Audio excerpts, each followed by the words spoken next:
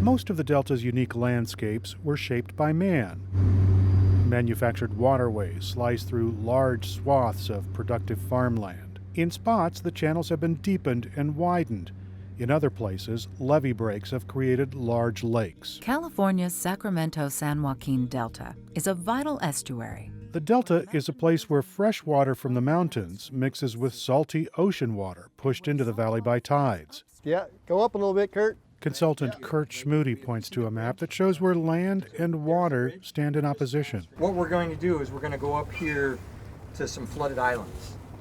So you get to see kind of what the Delta used to look like. In most spots, levees and farmland hold the upper hand, but in others, shades of the past peek through.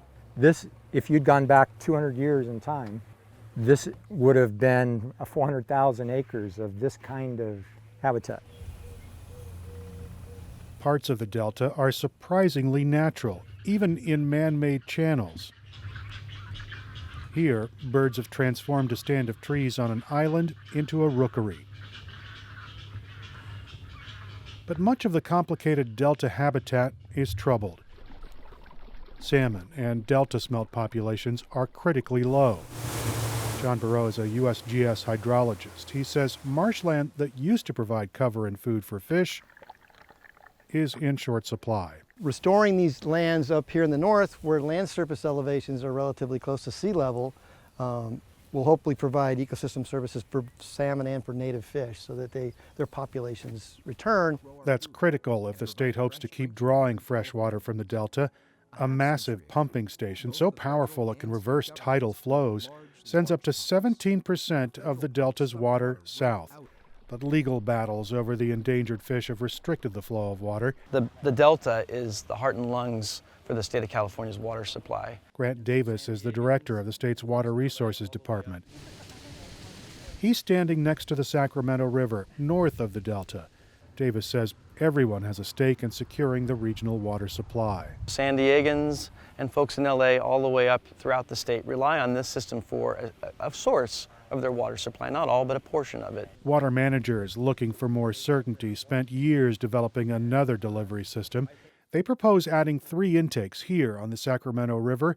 Twin underground tunnels would carry the fresh water 35 miles to the south, and there the water would flow into the California aqueduct. The simple matter is that we're going to move the intake from the south to the north up on the Sacramento River, where the water is fresh, where the fish are in less harm's way, where we aren't creating reverse flows.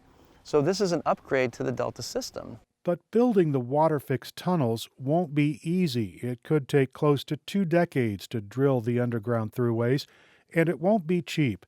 Estimates put the project's price tag at about $17 billion.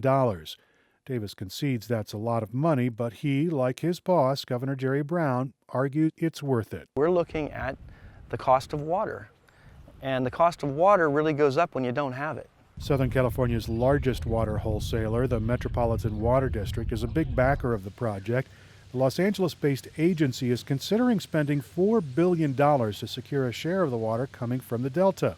The San Diego County Water Authority's Dennis Cushman says that'll add $2 to $3 a month to local water customers' bills. That's a big issue for our ratepayers in San Diego, because ratepayers in San Diego pay about 25% of whatever Met spends money on. Cushman says the local water agency doesn't have a position on the project, but they do have questions. Most center around the assumptions about how to pay for the project. Those assumptions are the state water contractors, generally our urban customers, will pay 55% of the costs. The federal contractors, who are generally agricultural customers, will pay 45% of the costs. But those are assumptions. Those aren't agreements. Those aren't signed commitments by anybody. The state's largest irrigation district dealt a blow to the project by voting against the tunnels. The Westlands Water District isn't prepared to spend $3 billion on a plan that it calls too expensive for its farmers. Lowering costs might nudge them to reconsider, but there is no indication that'll happen. Another big vote on the project comes next month when the Metropolitan Water District weighs in. The Met is considering whether to invest $4 billion, about a quarter of the project's cost. The district also hinted it might pay for more if other water districts decide not to take part. Ultimately, the project's fate lies in the hands of both rural and urban water districts. Most are due to decide this fall whether they'll buy in or opt out. It's unclear if enough will sign on to cover the project's costs. Erik Anderson, KPBS News.